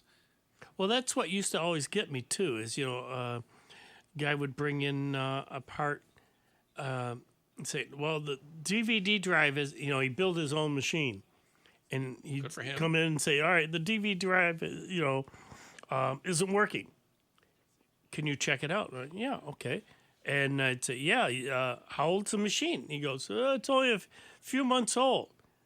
And I said, well, you got to replace the DVD drive. Well, go ahead and do it under warranty. No. You didn't buy it from me. You've got to buy it from me. You've got to take it back. Yeah, but you're all the same. You buy all from the same company. That's still covered under warranty. Not by me. Yes. Yeah, it's not. I would love it if that's the case, but that's not. Yeah. You've got to say, oh, that's bull. I go, hey, that's why we say go local. Yep. Yeah, but I got this cheaper. I says, well, then that's why you've got... you can't go to Walmart and expect to return something you bought at Target. Yeah. Although I have read people do that. So, yeah, he got really ticked off, and it's like, I'm sorry, next time maybe you'll buy low. Nick has had the same stories. Yeah. Now, sometimes you can be an authorized repair center for a brand. Yep. So, like, my company is an Apple authorized service provider. So no matter where you bought your Apple product, we can service it. Right. But if you buy an HP from one company, they may not be able to service a Toshiba because they're not authorized. So the whole service authorization is basically a scam to get more money out of individual repair shops. Yeah. But they authorize you. They give you service manuals. They give you tools. Or not give you, sell you. So that's Apple has opened up their give you no. Yeah, into their independent repair program, so that independent shops can do Apple warranty service, and they also have their personal repair program. If you are so inclined, if you find yourself to be slightly mechanically inclined, you can get the 70 pounds of tools, rent them for a week, to replace the screen on the phone yourself. Right. And maybe save $10. That was Apple's malicious compliance. Yeah. Sure, we'll do it, but you're not going to like it. You can do it. Service. Here's all the tools you need to get the thing apart and put it Yeah. back. The biggest problem with the phone. Then they won't back. That voids the warranty. I do. Well, no. believe. If you use Apple's tools and Apple's program, the doesn't void the warranty. The biggest problem. Boy, that is a loaded gun, Yep. because if somebody winds up That's a good way to put it. shorting something out, Yeah. even though I'm using their tools and their well, if you don't, and I get an impatient client that's I got to quick do this. If you didn't follow the instructions properly, that's a different question. Well, and how do you prove that? Yep. One of the biggest problem with Apple's iPhones in terms of servicing is the waterproofing. Okay. So the phones are glued together, so that they're water resistant. Excuse me, I can't. Yeah, water resistant. Yeah. Big difference. And so, getting the phone taken apart is like a half-hour job, and then it's a traumatic event for your phone. 10 minutes to replace the battery. Yeah. And then reapplying the adhesive to seal the phone back up again so it's water resistant again. That's probably another half hour. So the majority of the repair time is not replacing the part you need replacing. It's opening and closing the device to make sure that the water resistance. The part that you got to do, and then closing it back and the up special tools properly. Yep, the special tools that Apple has for removing that adhesive and putting it back together again. See, that's where I would be very leery, in that people are going to be as fussy in resealing it back up. Because after they've gone through all that time of taking it apart and getting through the frustration of doing all the unsealing and everything else, and then replacing the part to reseal it correctly, I guarantee you, and probably half of them don't do it properly. Several of the typical Apple YouTubers went through the self-service repair program, got the toolkits, and got the part replaced themselves, and did the part replacing themselves, and all of them said it's so much hassle. Just go to a real repair shop and get it done. Yeah, I can see that. Yeah. Where they have people doing that all day, basically. Yep. Yeah, and for them, it's second nature. Yeah. Yeah, so we joke about that. So at our shop, I mainly handle computers, and we got another guy that mainly handles phones. He can do a phone in an hour. It takes me 3 hours because I don't do 10 of them a day. Well, that's the thing. He could be doing multiple ones. He doesn't have to sit there and focus on one. He can set this one up, and all right, it's got to cure for a little bit. Set it off to the side and be working on another one. Yeah. Get that one ready, and continually keep the flow going, which isn't as strenuous for him, because like you say, he's doing that all day and that's his focus. Yeah. So I think I've told you guys that professionally I'm a programmer, and I work on software because my approach is get it wrong, get it wrong 10, 100, 1,000 times if need be, break everything, and eventually I'll get there. And it's because chaos theory. That is a terrible approach to the real world. Mm-hmm. Oh yeah, no. We'll mix the cement like this. No. Move fast and break things. Yeah. No, don't do that. It's fine until it starts raining. Yeah. And you need something over your head. All right, that music tells us we got to take another short break. But hey, don't worry, we will be back with the last half hour of Soundbites to take your questions and come up with some more answers, so don't go too far. We'll be back very shortly here at member-supported Jazz 90.1. It's America's longest-running computer show. Back to more Sound Bites with Nick, Dave, and Steve. Next on member-supported Jazz 90.1. NBC News Radio, I'm Dina Kodiak. There's no let-up in the brutal heat wave gripping the U.S. Daytime temperatures in Phoenix, Arizona have topped 110 degrees for the entire month of July, setting a new record. Over 2,000 heat records have been broken across the southern U.S. from California to Florida since the first heat advisories were posted in early June. Forecasters warn the heat dome is expanding in Texas and in the Southwest, and triple digits could drag well into next week and beyond. The start date for former President Trump's trial in his classified documents case is set for next year. Michael Kastner reports. Judge Eileen Cannon has scheduled the trial to begin May 20th, 2024. Trump is facing more than 36 federal charges related to his handling of classified documents. He pleaded not guilty to all counts last month.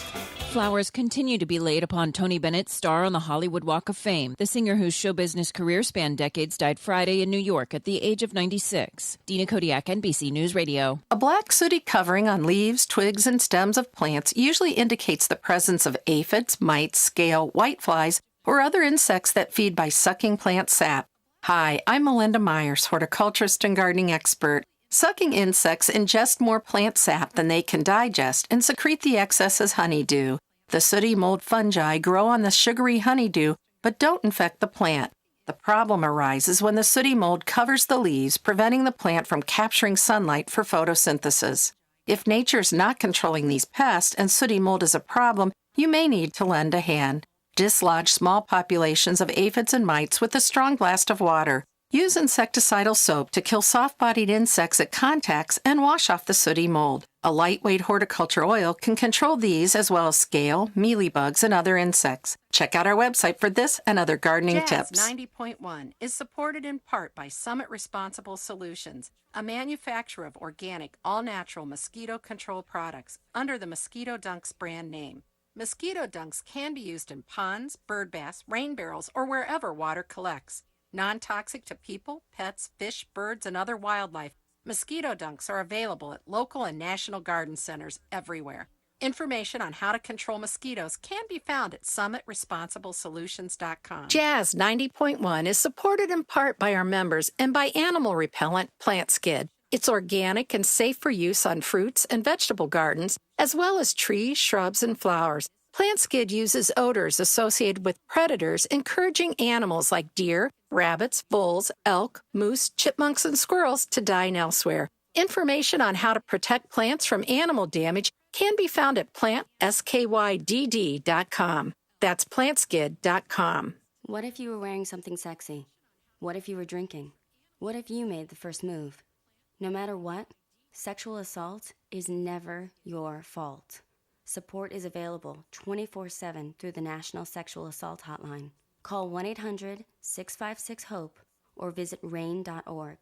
That's RAINN.org. This is Christina Ricci with RAINN, reminding you it's never your fault. Brought to you by RAINN and this station. Here's the latest Jazz 90.1 weather forecast. There will be plenty of opportunities this weekend to get outside and enjoy the weather across western New York and the Finger Lakes. Your Saturday offers up times of clouds and sunshine, although I cannot rule out an isolated shower or thunderstorm into the afternoon, primarily well west of Rochester. High temperatures will be into the upper 70s with lower levels of humidity. Tonight brings patchy clouds and starlight, the overnight low temperature into the upper 50s. The sky mostly sunny for the day on Sunday, definitely the pick of the weekend. The high temperature with low levels of humidity near 80 degrees.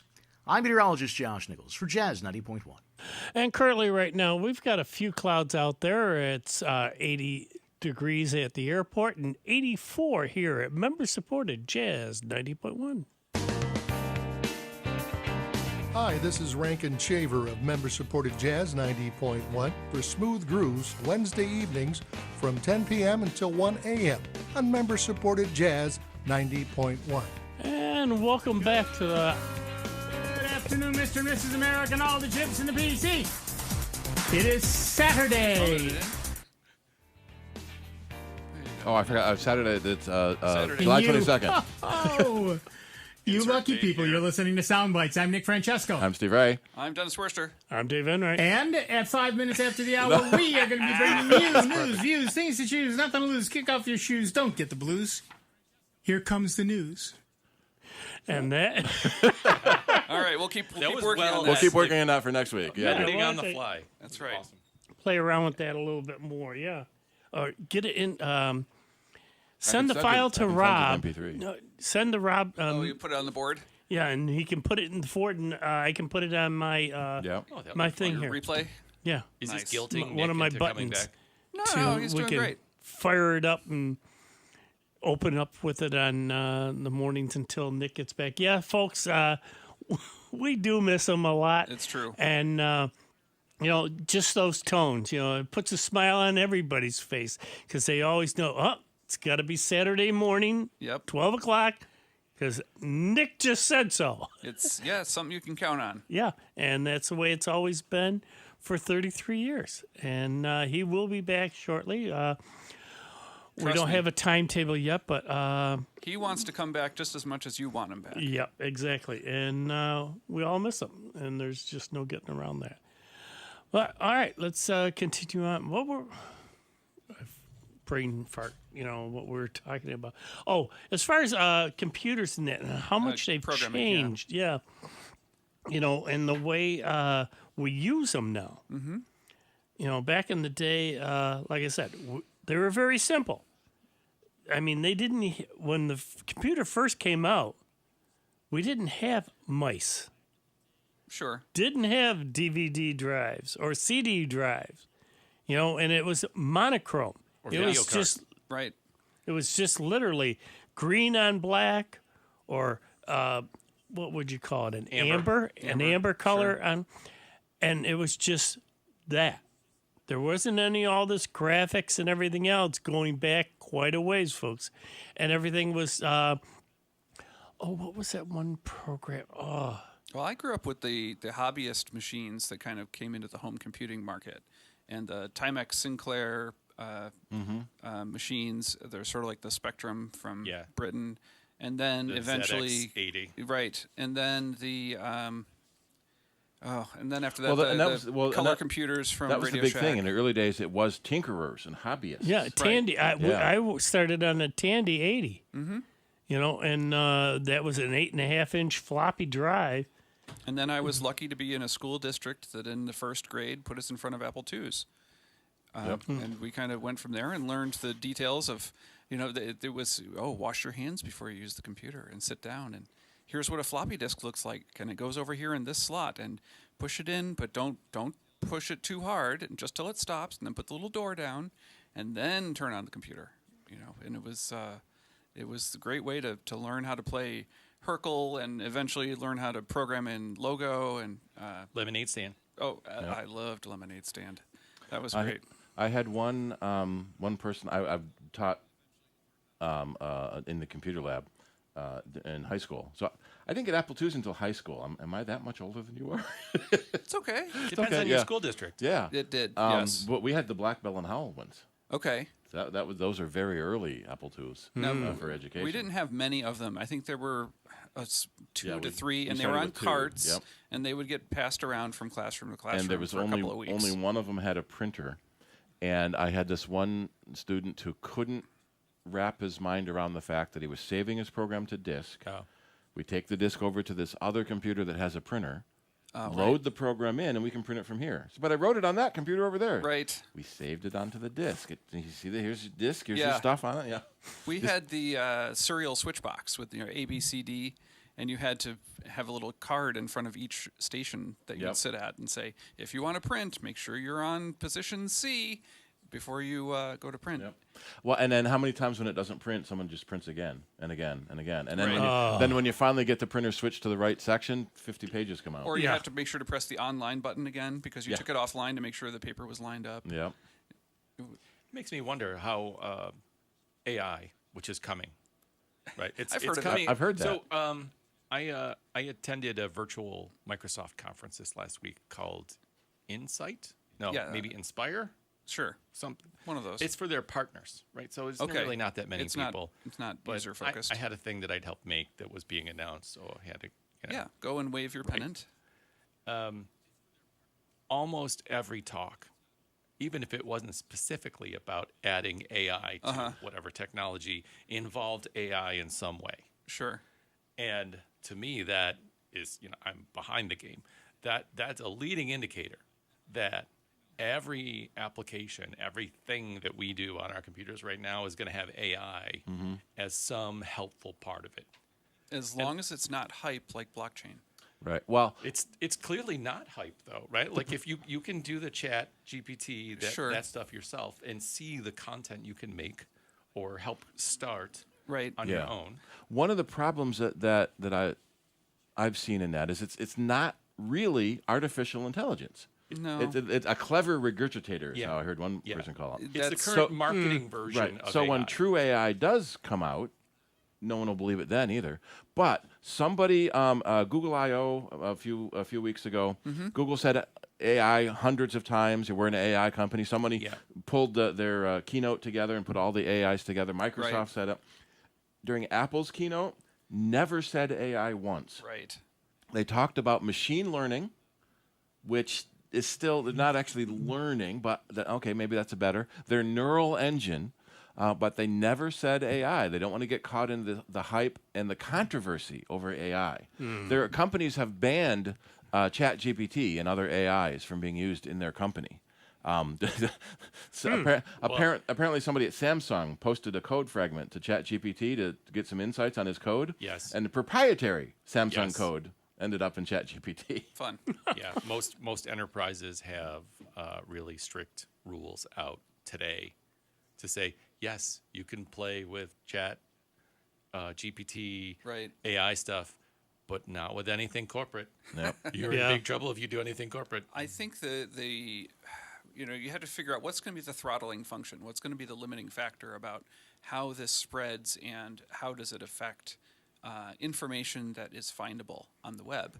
And I think one of the bigger challenges is it's going to be AI tools like GPT versus the SEO market. And the problem is which we forget about, it's called the World Wide Web. Sure.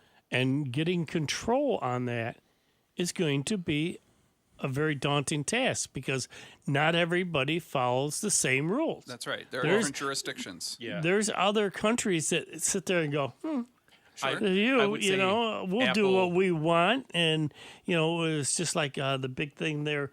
When CDs and DVDs were really popular, Chinese companies were ripping off song artists and games and creating counterfeits. They don't respect intellectual property. Yeah. There are some copyright law. Yeah.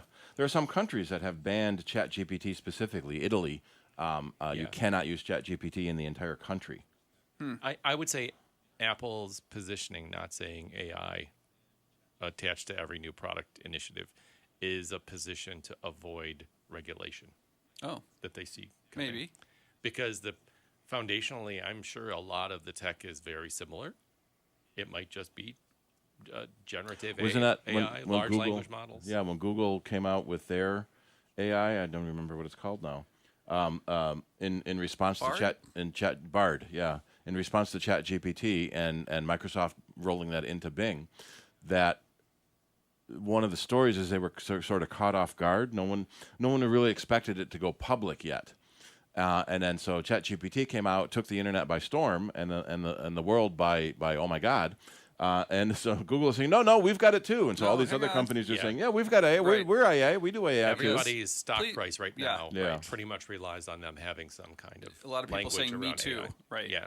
Because they don't want to be left out. Right. And to your point, just see a notice that the White House is starting to look at possible regulations on what AI can do. And so far, they're letting the industry self-govern it itself. Yeah, good luck with that. But that doesn't Again, always work very well. It's the World Wide Web. I mean, other countries, we can sit there and set up all the standards we want, and government will get there. Well, we're going to do this and we're going to do this. And for decades have said it's like one hand clapping. You cannot control it, folks. You can put all these tools in place and say that you're going to do this and you're going to do that, but any third world country can do what they want, and a lot of them get away with it. And there's not a thing you can do about it. You can try blocking them, but just like hackers, they're going to find ways around it. Yep. I've been hearing stories about goings on in Russia that the Russian government has mandated that they stop using Microsoft Windows, that decadent foreign software. Sure. And part of the answers was, what took you so long? So there was so much Chinese xenophobia here over the last few years about not using Chinese manufactured products. The same thing is happening in other countries. So Russia wants to run their own operating system, which is pretty sure it's based on Linux, which was created by an American, coincidentally. Yeah. And now they're wanting to block, they want to separate their internet from the rest of the world, and they want to block any outside influence. And Sure. Because a lot of it is the criticism over the Ukraine war. They don't consider it a war. They think Ukraine is their country anyway, so they're just they don't have reclaiming. There's no free press, right? They don't believe facts. Yep. So the back to the SEO thing, I think that the responses that I tend to get out of ChatGPT are about 85% correct in what they come back with. And I think they're formatted a lot like a middle schooler writing a report on something. They pull out a bunch of facts that they found and they wrap a bunch of nice text around it to make it into readable sentences and paragraphs. The challenge is, it's a lot like making a photocopy of a book or of a page. It comes out and you can read the words, but it's just slightly fuzzy.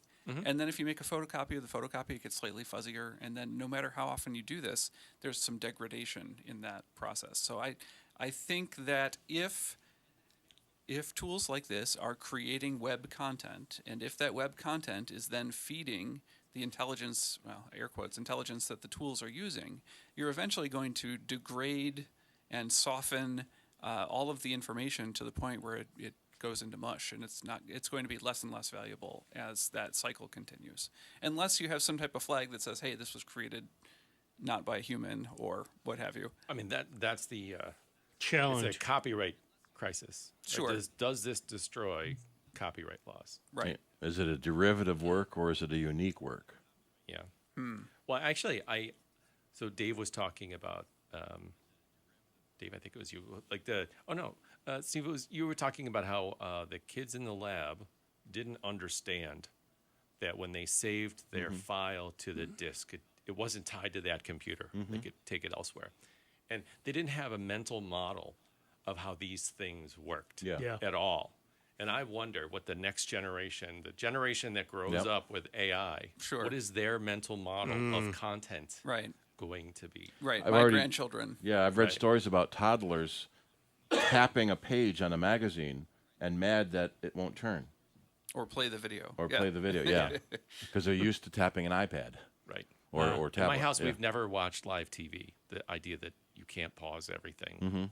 Or never watched TV where there wasn't a DVR on it or something. Like, what are commercials? Yeah, I just read someone had posted about they feel sorry for the Netflix genre of kids that don't know the fear of sitting in front of the television with all your siblings, running to grab the bathroom during a commercial and hearing them screaming, "It's on! It's on!" And you've got to leap over the couch to get back to the television. Right. I wouldn't call those good memories. No.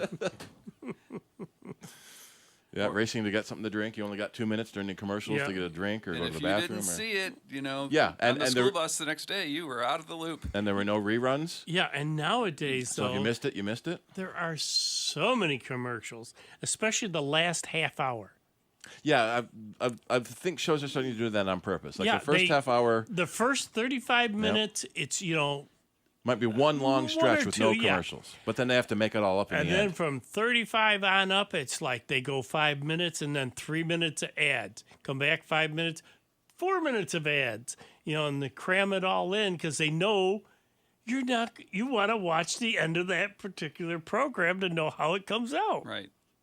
That's why I love, like you say, recording. Yeah. Well, luckily, Go whizzing through the commercials. all talk of event television leads to the Star Wars Christmas special, and it's on YouTube. It's on Disney now. Disney It's- Plus. Yeah. Really?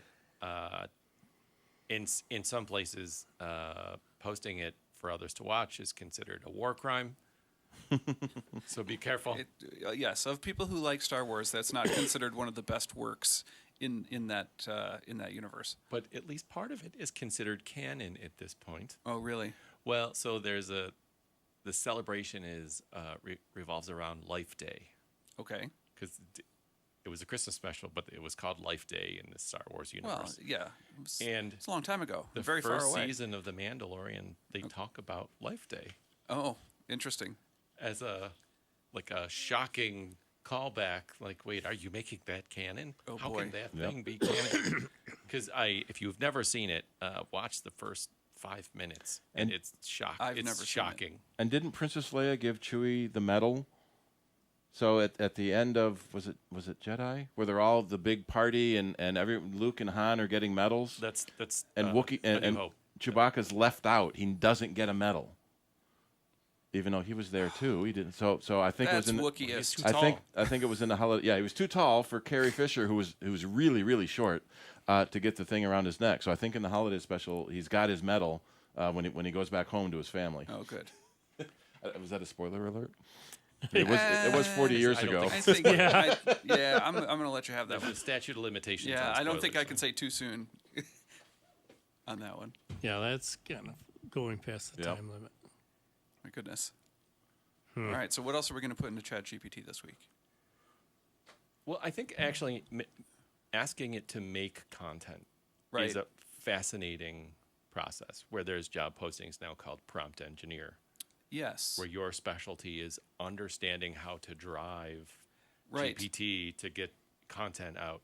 And it's called Chat GPT. And if you haven't tried it, it's worth trying. And you can Because do it for once free. you start, you ask it, like, give me a recipe for chili. And it gives you a recipe, but it doesn't have any beans in it. And I'm like, no, I like beans. Add beans to the recipe, and it will revise the current state of your chat based on context. Mm-hmm. And that is like very impressive.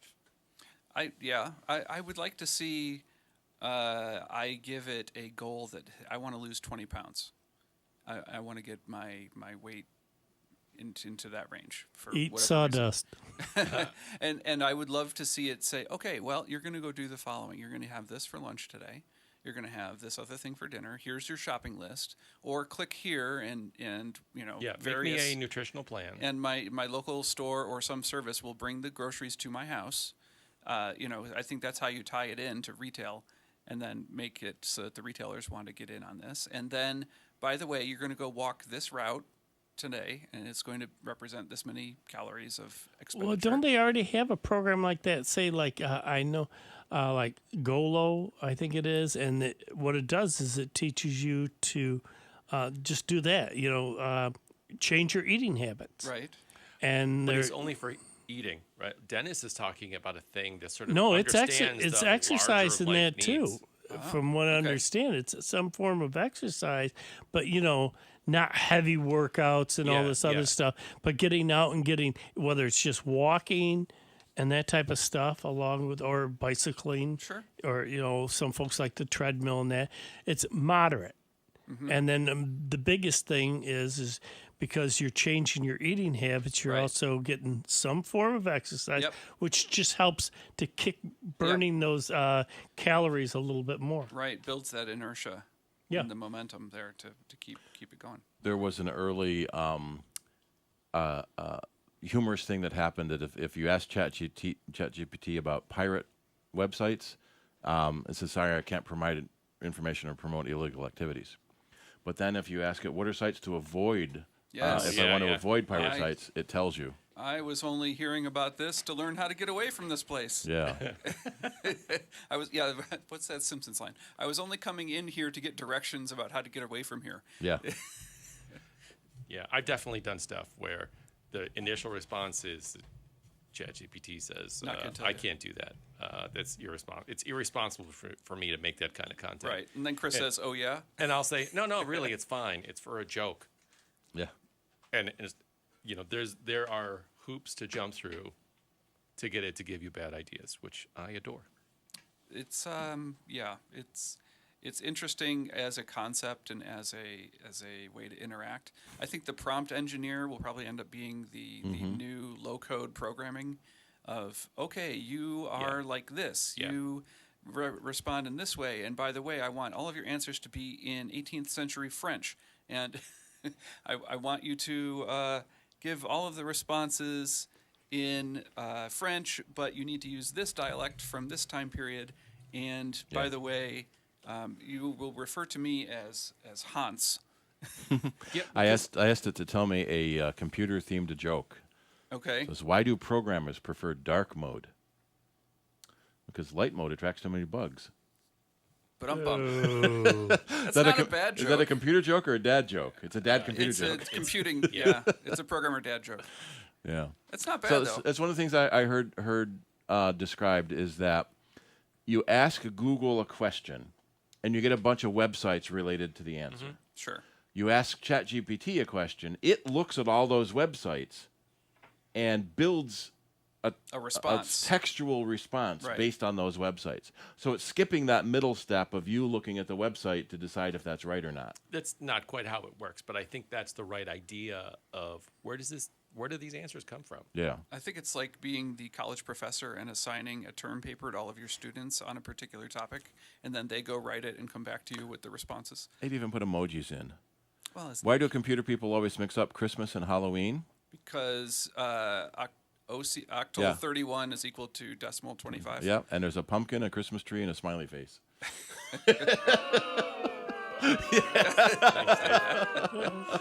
There we go. Yeah. Just had to find it. There it was. Well, what else can we say?